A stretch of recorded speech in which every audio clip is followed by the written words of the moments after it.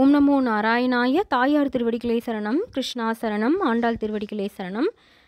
இன்னைக்கு பார்த்திங்கன்னா கூடாரவள்ளி பற்றி நம்ம பார்க்க போகிறோம். மார்கழி 27வது நாள் கூடாரவள்ளி ஆகும். அது மட்டும் இல்லாமல் 26வது நாள் நிறைவு பாசுரம்.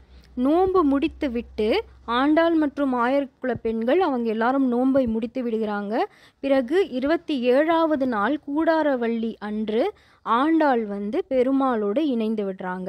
அதாவது ஜீவாத்மா பரமாத்மாவோடு இணைவது போல ஸ்ரீரங்கநாதர் ஆண்டாளை தன் மனைவியாக ஏற்றுக்கொள்கிறாங்க.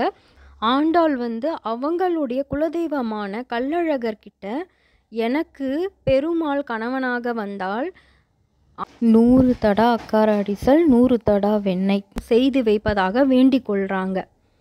அதாவது அண்டான் அப்படின்னு சொல்லுவாங்க இல்லைங்களா. அக்கார அடிசல் அப்படின்றது பாலில் தண்ணி ஊற்றாமல் பொங்கல் செய்து அதில் நெய் விட்டு செய்யும் ஒரு இனிப்பு தான் அந்த அக்கார அடிசல் அப்படின்றது. அதை படைப்பதாக வேண்டிக் கொண்டார்கள். இந்த 27வது நாள் ரங்கநாதர் மற்றும் ஆண்டாளுக்கு திருமணம் நடக்குது. அதாவது ஆண்டாள் ரங்கநாதரோடு கலந்து விடுறாங்க. பிறகு அவங்களுக்கு அப்புறமாக வந்த ராமானுஜர் இந்த வேண்டுதல் ஆண்டாள் வைத்திருப்பதை தெரிந்து கொண்டு அவங்க அந்த வேண்டுதலை நிறைவேற்றாங்க.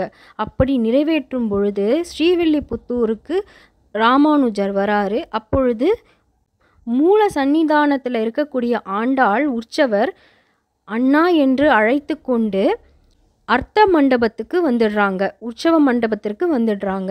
அதை நினைவுபடுத்தும் வகையாக இப்பொழுதுமே 27வது நாள் மார்கழி கூடாரவள்ளி அன்று அர்த்த மண்டபத்தில் உற்சவரான ஆண்டாள் எழுந்தருள்றாங்க. இதுவே கூடாரவள்ளியின் சிறப்பாகும்.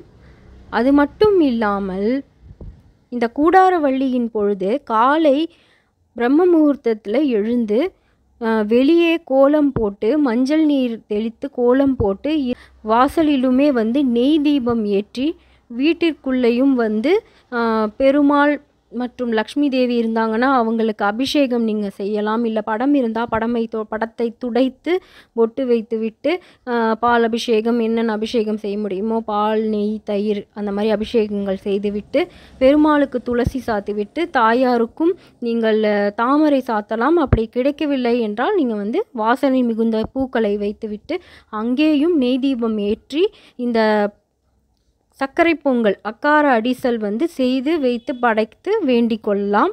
மிகவும் சுபத்தை தரக்கூடியதாக இருக்குது. இது மட்டும் இல்லாமல் பெண்களுக்கு நீங்கள் இந்த மங்கள பொருட்களான கண்ணாடி மஞ்சள் வளையல் குங்குமம் பூ பழம் இதை வைத்து நீங்கள் தரலாம். மற்றும் கோவிலுக்கும் சென்று ஆண்டாள் மற்றும் பெருமாள் தாயார் இவங்களையும் நீங்கள் பார்த்து வணங்கிவிட்டு வருவது மிகவும் சிறப்பு. ஆண்டாள் தாயாருக்கு மிக்க நன்றி. இத்தனை அழகான விரதம் எடுத்து பெருமாளை அடைந்ததற்காக நம்முடைய ஆத்மாவை தட்டி எழுப்பி ஜீவாத்மா பரமாத்மாவோடு இணைவதற்கு ஒரு பாலமாக ஒரு வழியை காட்டியிருக்கிறாங்க நம்மளுடைய ஆண்டாள். ஆண்டாள் தாயே மிக்க நன்றி. ஆண்டாள் தாயின் திருவடியே சரணம். ஓம் நமோ நாராயணாய. தாயார் திருவடிகளே சரணம், கிருஷ்ணா சரணம், ஆண்டாள் திருவடிகளே சரணம். இந்த வீடியோவை நீங்கள் பார்த்ததற்கு மிக்க நன்றி. தவறாமல் லைக் பண்ணுங்கள், கமெண்ட் பண்ணுங்கள், ஷேர் பண்ணுங்கள், சப்ஸ்கிரைப் பண்ணுங்கள். பெல் பட்டனில் ஆல் அப்படின்ற நோட்டிஃபிகேஷனை ப்ரெஸ் பண்ணுங்கள். தவறாமல் சப்ஸ்கிரைப் பண்ணுங்கள். உங்கள் ஃப்ரெண்ட்ஸோடு ஷேர் பண்ணுங்கள், சப்போர்ட் பண்ணுங்கள். ஓம் நமோ நாராயணாய.